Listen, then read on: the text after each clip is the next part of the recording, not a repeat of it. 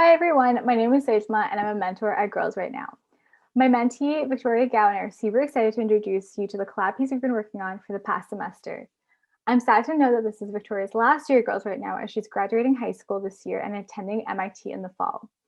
It's quite bittersweet to announce that this is her last Girls Right Now presentation, but I cannot wait to see what the future has in store for her. Thank you, Soyolmaa, for introducing me.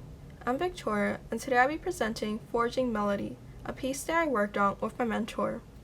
The written component is told from the perspective of Mentee, who meets another woman named Loretta, at an art exhibit for the famous fictional and deceased artist Will Finch in 1892. The podcast host interviews a former Met Art curator who discovers a series of letters that leaves listeners wondering about the authenticity of artworks in the late 19th century and even today, in 2021. Here's the trailer to the Forging Melody podcast. This is the Lost Archives podcast, and I'm your host, Aileen Waters. On today's episode of Lost Archives, we're tackling the world of fine art.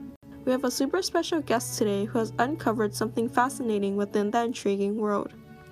Amanda Peters is a former curator at the Metropolitan Art Museum. 5 years ago, she came across a letter that has come to consume her life, a letter that could potentially change the trajectory of art history as we know it.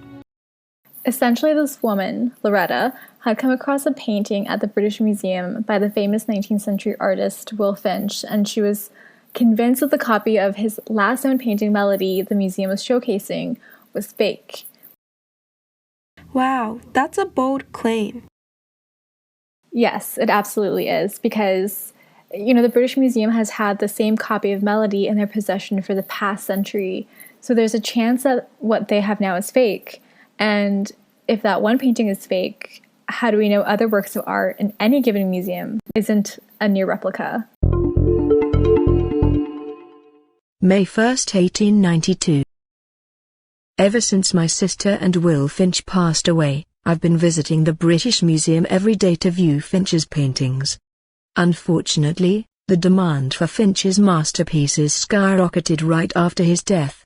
The museum's directors plan to sell his paintings for a huge profit at an auction in 5 days. May 4th, 1892. When I visited the Finch exhibition at the British Museum today, I noticed that its copy of Melody was missing the thin yellow ferns embroidered on my sister's dress, which was depicted in the original painting.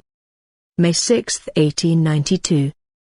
As curators prepared for the auction of Finch's paintings, I noticed a woman leave the museum through the side entrance. I had seen her often at the Finch exhibition, sketching his paintings and asking me questions about little details in his works.